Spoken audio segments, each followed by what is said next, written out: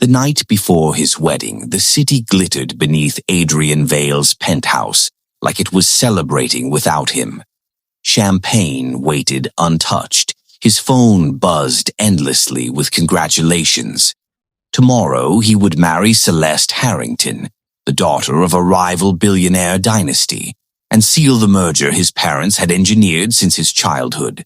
That was when the knock came. Not the polite tap of security, not the crisp ring of an assistant. It was hesitant, almost afraid. Adrian opened the door expecting trouble. What he found instead was Mara. She stood barefoot on the marble floor, still in her gray maid's uniform, fingers trembling at her sides. Her dark hair was tied back the way the house demanded. But her eyes, those eyes were stormy and swollen, like she'd cried herself empty. "I'm sorry to bother you, sir," she whispered, "but I need to tell you something. Tonight." Adrian frowned. "Mara, it's late. If something broke, I'm pregnant." The words fell like glass. For a moment, the world tilted. The city lights blurred. Adrian gripped the doorframe as if the penthouse itself might slide away. That's not possible," he said, even as memory rose uninvited. Late nights when the mansion slept, laughter in the kitchen, a single night that had felt reckless and human in a life curated by contracts and cameras. Mara swallowed. "I wouldn't come to you if it wasn't." Silence stretched. Somewhere below, a car horn laughed at the absurdity of it all. "When?" he asked. 3 months, she said. "I found out last week. I tried to keep it to myself. I really did. But tomorrow," her voice broke, "I couldn't let you stand there and promise a life that already belongs to someone else." Adrian stepped back, letting her in. The door closed with a soft click that sounded final. He paced. Memories slammed into him, his mother's cold reminders, his father's threats disguised as advice. "This marriage saves the family. Don't ruin it." "Mara," he said, running a hand through his hair, "do you know what this means?" She nodded. "It means I'll lose my job. It means I'll be called names. It means your family will try to erase me." A tear slipped free. "But it also means there's a child who didn't ask for any of this." Her courage undid him. "Why didn't you tell me earlier?" he asked quietly. "Because you were choosing duty," she replied. "And I didn't want to be the reason you hated your life." The truth of that cut deeper than any accusation. Adrian's phone buzzed again. His mother's name glowed on the screen. He didn't answer. Instead, he looked at Mara. Really looked. At the woman who had seen him in sweatpants, who knew how he took his coffee, who laughed at his worst jokes, who had never once asked for more than respect. "I won't abandon you," he said, surprising even himself. Her eyes widened. "You don't have to say that."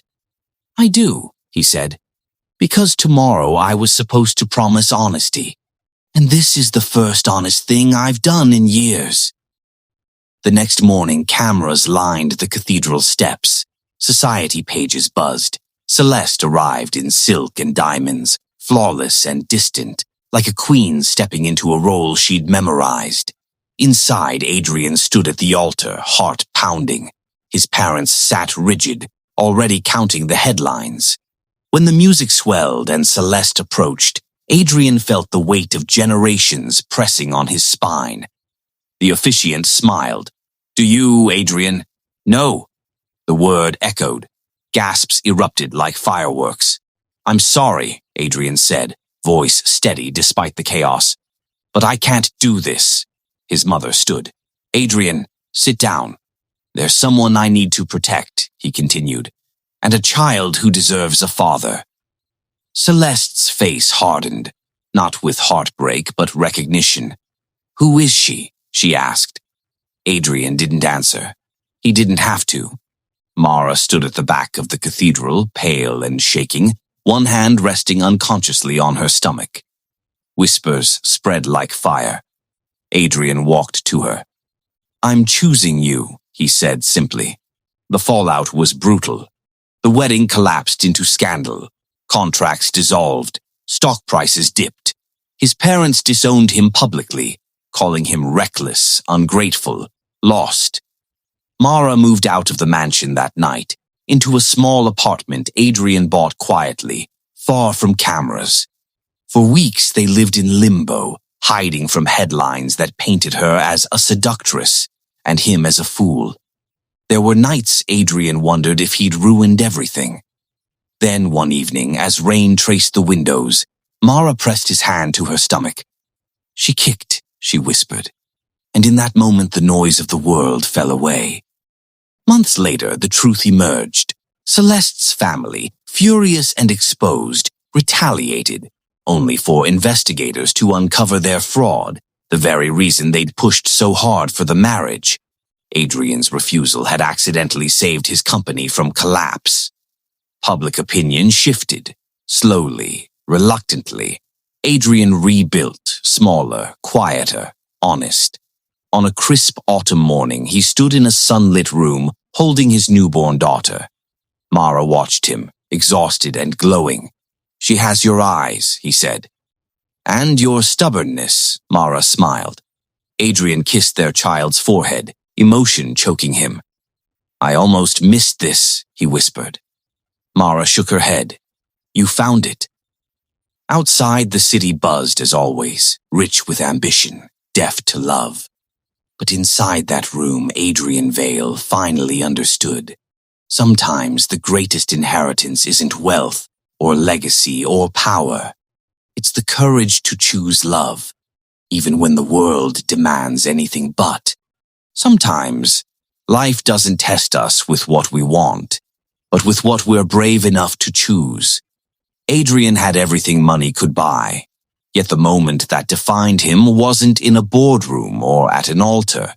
It was in choosing love when the world demanded sacrifice. So if this story touched your heart, if it made you feel, question, or believe in love just a little more, don't let it end here. Subscribe to the channel for more powerful stories like this. Like this video so it can reach someone who needs to hear it tonight. And share it, because you never know whose life might change from a single story. Until next time, remember, sometimes the greatest fortune isn't wealth. It's the courage to follow your heart.